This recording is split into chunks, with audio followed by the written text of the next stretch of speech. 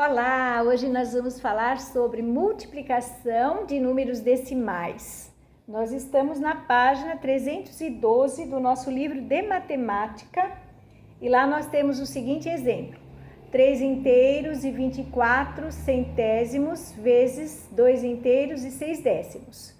Veja bem, eu poderia escrever isto em forma de frações decimais. Então, eu teria 324 centésimos vezes 26 décimos. 324 vezes 26, o resultado é 8.424. 100 vezes 10, 1.000. Então, o resultado dessa multiplicação será 8.424 milésimos. Então, na forma de números decimais, como é que eu faço essa multiplicação? Eu escrevo os números a serem multiplicados normalmente e vou, presta atenção, fazer a multiplicação como se fossem números inteiros. Não há necessidade de colocar a vírgula embaixo de vírgula e nem de igualar as casas decimais. Você viu que eu fiz 100 vezes 10 e obtive 1.000, ok? Então, repetindo, não há necessidade de colocar vírgula debaixo de vírgula e nem de igualar as casas decimais. Faço a multiplicação como se fossem números inteiros e no resultado, no produto, eu vou colocar a vírgula. Então, para colocar a vírgula, eu vou contar as casas decimais dos números que eu multipliquei, dos fatores.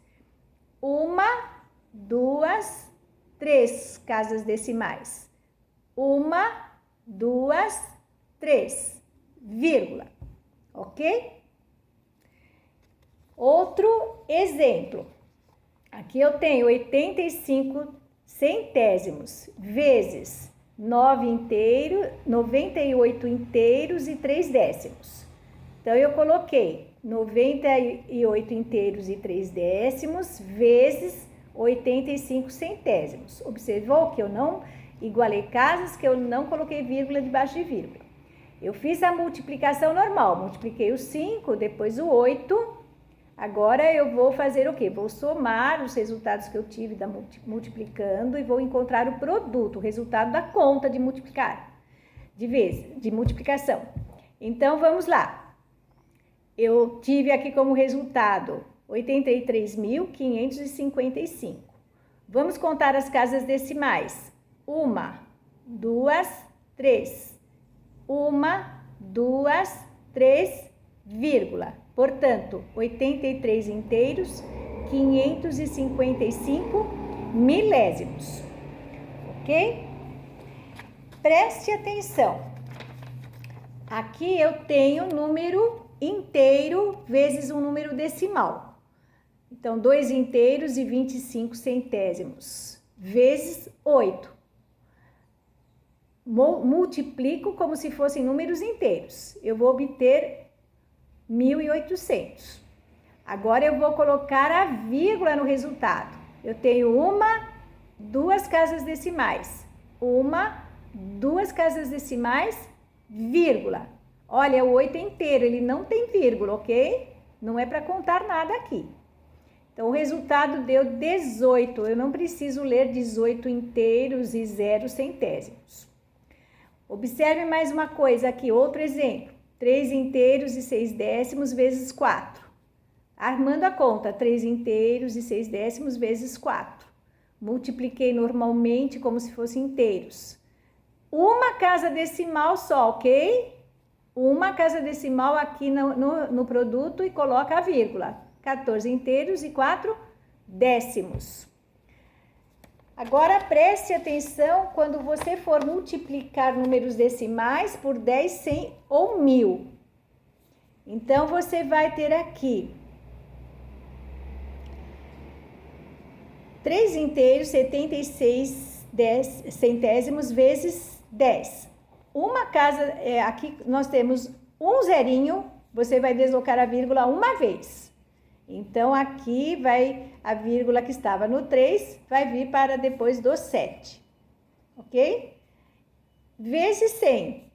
Eu vou deslocar a vírgula 2 casas decimais, ok? Estava aqui, 1, 2, vírgula. Vezes 1000. Eu vou ter que deslocar, são 3 zeros. Eu vou ter que deslocar a vírgula 3 casas. Então, eu escrevi o número, ele estava aqui, a vírgula estava depois do número 1. Vou contar as casas decimais. 1, 2, 3. Eu não preciso pôr vírgula porque não tem número depois desse número 4. Ok? Quando você está multiplicando por 10, 100, 1000, o número está aumentando o seu valor em 10, 100 ou 1000 vezes. Olha, 3 inteiros e 76 centésimos multiplicado pelo 10 ficou como resultado 37 inteiros e 6 décimos. Preste atenção aqui nesse último exemplo. 8 inteiros e 3 décimos vezes 100. São 2 zeros, eu terei que deslocar 2 casas decimais. Mas eu só tenho uma, então eu coloquei um zero para completar. Voltando aqui num outro exemplo, preste atenção.